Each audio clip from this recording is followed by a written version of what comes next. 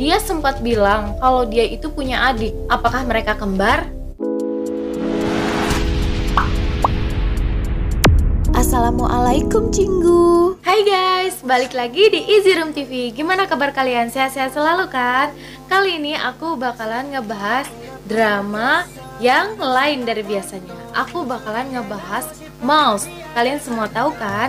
Di sini diperankan oleh Lee Seung-gi yang pernah main di drama Vagabond. Drama ini bertema kriminal atau menceritakan tentang psikopat, dan sekarang udah sampai di episode 11. Di setiap episodenya drama ini selalu menjadi trending, mungkin karena di setiap episodenya selalu membuat kita penasaran. Jadi buat kalian yang belum bisa move on dari drama Penthouse, aku rekomenin drama Mouse ini sambil mengisi waktu luang kalian dan menunggu Penthouse season 3 datang.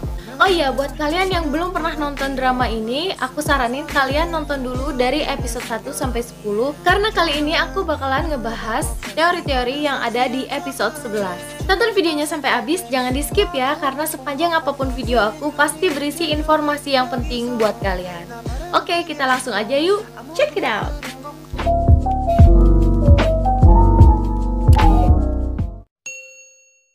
Di episode 11 ini, kita semua dikejutkan dengan Dr. Daniel yang hidup kembali. Padahal sejauh ini kita beranggapan kalau Dr. Daniel sudah mati di Kincheria dan dibunuh oleh Seung Yoo-han. Tapi ternyata di episode ini dia kembali hidup. Setelah Barum sadar bahwa dia telah membunuh Hyung Chul, dia melaporkan dirinya ke kantor polisi.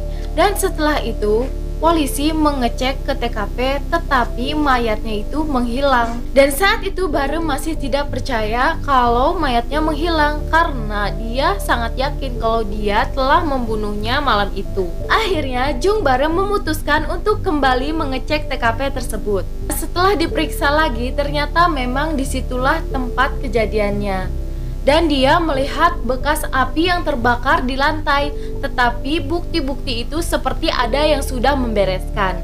Nah, dia curiga kan siapa yang membereskan itu semua? Ternyata di tempat itu ada orang yang sedang mengawasi Jung Barum.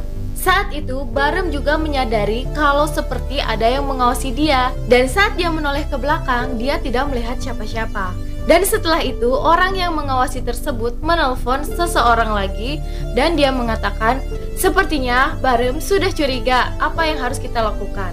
Dan sepertinya orang yang ditelepon itu adalah Dr. Daniel. Kenapa seperti itu? Karena ketika Barum naik bus, ada Dr. Daniel yang sedang menyamar sebagai kakek-kakek. Dan ketika dia akan turun, kakek-kakek tersebut menabrak Barum secara sengaja, kemudian mereka terjatuh. Kakek tersebut menukarkan handphone Barum dengan model yang sama tetapi berbeda warna. Anehnya di sini, kenapa dia tidak menyadari kalau handphonenya itu ditukar, padahal sudah jelas-jelas warnanya itu berbeda. Apakah ini efek samping dari operasi otak?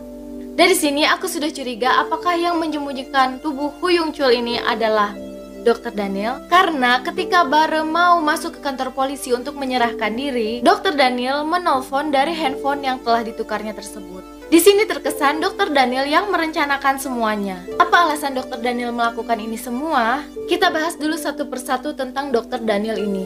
Kenapa Dr. Daniel masih hidup? Ada dua teori kemungkinan di sini. Yang pertama, itu bukan Dr. Daniel, alias itu adiknya, karena dia sempat bilang kalau dia itu punya adik. Apakah mereka kembar? Kayaknya nggak mungkin ya, karena ini bukan Penthouse. Karena seperti yang kita tahu, Dr. Daniel telah mati di Kincheria dan mayatnya dibuang ke danau. Kemudian setelah jasadnya ditemukan dan DNA-nya dites, hasilnya sama seperti DNA Dr. Daniel. Hal ini diperkuat ketika Han So Jun dan Dr. Daniel sudah lama tidak bertemu, dan ketika mereka bertemu setelah 7 tahun, Han So Jun bertanya kepada Dr. Daniel, apakah kamu sudah menemukan adikmu? Jadi kemungkinan Dr. Daniel punya saudara kembar.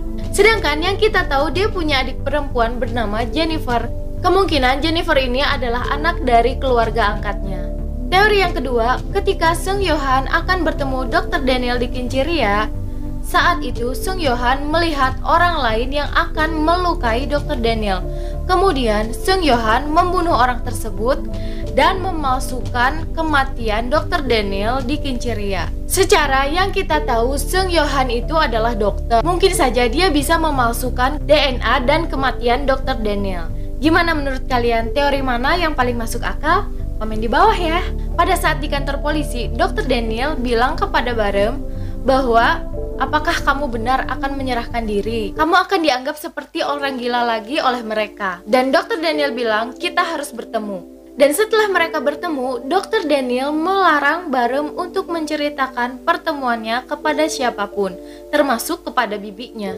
Di pertemuan itu, Dr. Daniel menyuruhnya untuk mengarahkan insting membunuhnya kepada orang-orang yang jahat.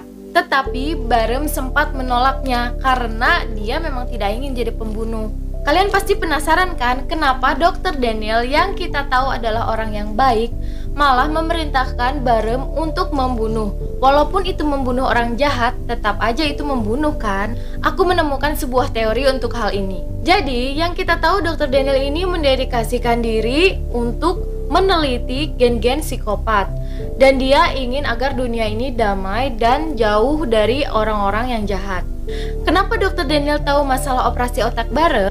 Karena sebelumnya dia sudah sering berkomunikasi dengan sekretaris Blue House. Yang kita tahu dalang dari operasi ini adalah sekretaris tersebut.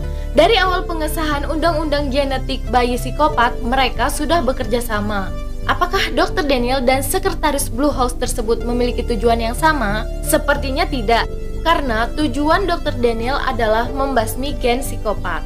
Sedangkan sekretaris Blue House memiliki tujuan untuk mengambil hati rakyat dan mendapat dukungan dari mereka. Karena seperti yang kita tahu, dalam rapat pengesahan undang-undang genetik tersebut, penelitian Dr. Daniel diragukan karena penelitian tersebut hanya mencapai 99%, tidak mencapai 100%. Ketika seorang peneliti tidak mencapai 100%, itu layak untuk diragukan. Apalagi dalam 1%-nya ini ada kemungkinan kalau bayi itu jenius, bukan psikopat. Karena penelitian Dr. Daniel yang belum selesai ini, kemungkinan dia membuat kesepakatan dengan sekretaris Blue House untuk mencangkokkan otak jenius dan otak psikopat demi penelitiannya tersebut. Jadi selama ini Dr. Daniel selalu mengawasi Jung Barem. Itu juga yang menjadi alasan kenapa Dr. Daniel menyarankan Jung Barem untuk tidak menyerahkan dirinya ke polisi dan menutupi kejadian Woo Hyung Chol. Ditambah lagi ambisi Dr. Daniel untuk menyelesaikan penelitiannya karena adiknya telah dibunuh oleh psikopat Han So Jun. Gimana menurut kalian? Masuk akal nggak? Jangan lupa komen di bawah ya. Oke, itu tadi pembahasan tentang episode 11 dan teori tentang Dr. Daniel. Mudah-mudahan dapat membantu kalian. Jika ada teori-teori lain, kalian bisa komen di bawah. Segitu aja dulu dari aku. Jangan lupa subscribe, nyalakan lonceng notifikasinya. Sampai ketemu di video aku selanjutnya. Krom, kamsahamnida.